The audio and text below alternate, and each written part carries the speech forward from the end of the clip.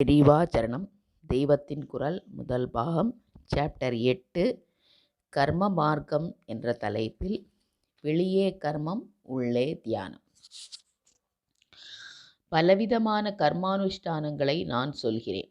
இந்த கர்மங்கள் பரமேஸ்வர பூஜை, பரோபகாரம் எல்லாம் பிறருக்காக செய்யப்படுவதாக தோன்றினாலும் உண்மையில் தங்களுக்கே செய்து கொள்வதுதான். பிறருக்கு உபகாரம் செய்வதால், சேவை செய்வதால் அல்லது சுவாமிக்கு பூஜை செய்வதால் அவனவனுக்கும் உள்ளே ஒரு நிறைவு ஏற்படுகிறது. நாம் செய்கிற சேவையில் மற்றவர்களுக்கு உண்மையான லாபம் இருந்தாலும் இருக்கலாம், இல்லாமலும் இருக்கலாம். நம் சேவை அவர்களுக்கு தேவைப்படாமலும் இருக்கலாம். ஆனால் அதை செய்யும்போது நமக்கே திருப்தியும் சந்துஷ்டியும் அமைதியும் உண்டாகின்றன. பரோபகாரம் என்று சொன்னாலும் கூட அது பர உபகாரமாக இருந்தாலும் இல்லாவிட்டாலும் தனக்கே உபகாரமாக இருக்கிறது. பிறருக்கு சேவை செய்வதாக நாம் எத்தனையோ கஷ்டங்கள் செய்வதற்காக பிறருக்கு சேவை செய்வதற்காக நாம் எத்தனையோ கஷ்டங்கள், தியாகங்கள், சரீர சிரமம் எல்லாம் அடைந்தாலும் இதற்கெல்லாம் மேலாக அதிலேயே ஒரு நிறைவை, சந்துஷ்டியை நமக்குள் ஏதோ ஒன்று அனுபவித்து கொண்டிருக்கிறது. இப்படியேதான் நாம் பூஜை பண்ணுவதால் சுவாமிக்கு எந்த லாபமும் இல்லை. ஆனாலும் பூஜை, பாராயணம், க்ஷேத்ராடனம் என்று பல காரியங்களை பலவிதமான கஷ்டங்களை பட்டு நாம் செய்வதிலே நமக்கே ஒரு நிறைவு உண்டாகிறது. நம்மிடம் நமக்குள்ள பிரியத்தினால்தான் நமது நிறைவை வேண்டியே சேவை செய்கிறோம், பூஜை செய்கிறோம்.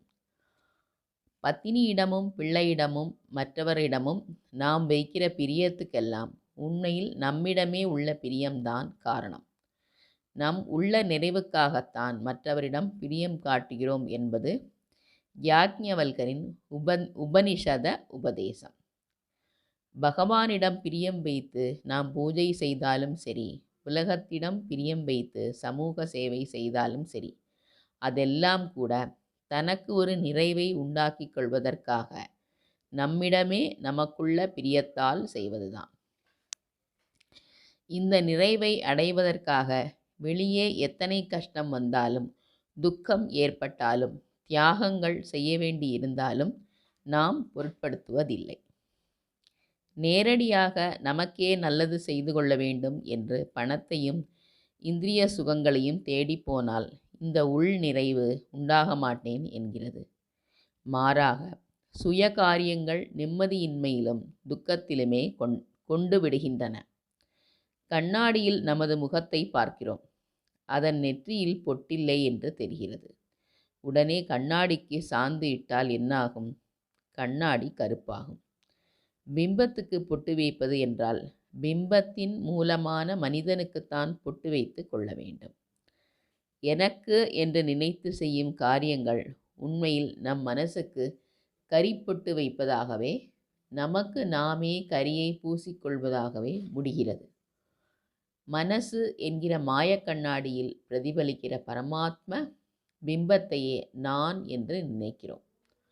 அந்த பிம்பத்துக்கு அழகு செய்வது என்றால் உண்மையில் பரமாத்மாவுக்கு அழகு செய்ய வேண்டும். பரமாத்ம ஸ்வரூபமான லோகத்துக்கெல்லாம் செய்கிற சேவை இதனால்தான் நிறைவை தருகிறது. இதே மாதிரிதான் அந்த பரமாத்மாவையே பூஜிப்பதும் தனக்கு என்று வைத்து கொள்கிற கரிப்பொட்டு இப்போதுதான் அலங்கார திலகமாகிறது. அம்பாளுக்கு செய்கிற அலங்காரம்தான் நமக்கு அழகு. நமக்கே செய்து கொள்கிற அலங்காரம் அகங்காரத்துக்குத்தான் வழிகாட்டும். இதை மற்றவர்களும் ரசிப்பதில்லை. அம்பாளை அலங்கரித்தால் அதை பார்த்து எல்லோரும் சந்தோஷிக்கிறார்கள். பிரமாதமாக சலவை செய்து துப்பட்டாவை நாமே போட்டுக்கொண்டு பெருமைப்படுகிறோம். மற்றவர்கள் அதை பார்த்து சந்தோஷமா படுகிறார்கள். இஸ்திரி எப்படி ஏறி இருக்கிறது பார்த்தாயா என்று அவர்கள் கேலியாகத்தான் கேட்டுக்கொள்வார்கள். நீங்கள் எல்லோரும் எனக்கு புஷ்பஹாரங்களை ஏராளமாக கொண்டு வந்து கொடுக்கிறீர்கள். உங்களை விட நான் பெரியவன் என்று நினைத்து கொண்டு பக்தியால் இப்படி செய்கிறீர்கள். நீங்களே இந்த மாலைகளை போட்டுக்கொள்ளாமல் இங்கே கொண்டு வந்து கொடுத்தால்தான் அலங்காரமாகிறது என்று நினைத்து செய்கிறீர்கள்.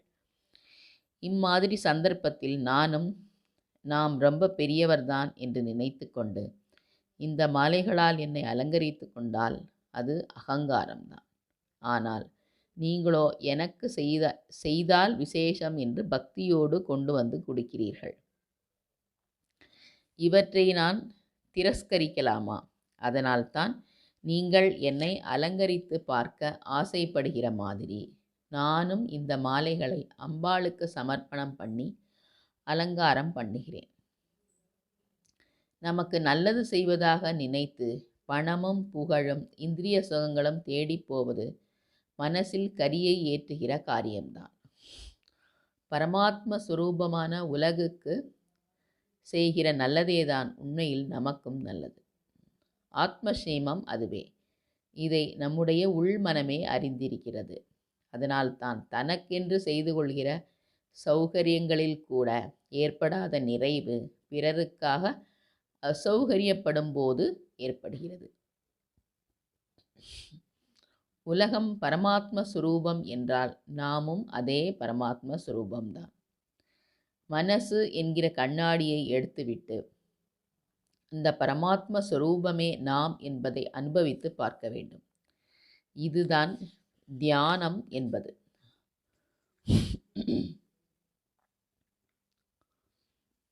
நாம் செய்கிற இத்தனை காரியங்களும் கடைசியில் ஒரு காரியமும் இல்லாத அந்த ஆத்ம தியானத்தில்தான் நம்மை சேர்க்க வேண்டும். நான் எத்தனையோ அனுஷ்டானங்களை சொல்கிறேனே, அவற்றின் முடிவு இதுவே.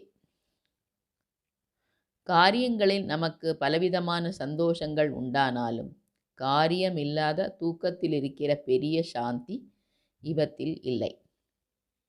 ஒரு நாள் தூங்காவிட்டால் எவ்வளவு கஷ்டப்படுகிறோம். தூக்கத்தில் அப்படிப்பட்ட சௌகரியம் இருக்கிறது. இதிலிருந்தே காரியம் இல்லாமல் இருப்பதுதான் பரம சௌக்கியம் என்று தெரிகிறது. அப்படி காரியமே இல்லாமல் தன் உண்மை நிலையான பரமாத்ம சுரூபத்தில் அமிழ்ந்திருப்பதுதான் தியானம். இதன் தொடர்ச்சியை நாளை பார்ப்போமா? பெரிவா சரணம்.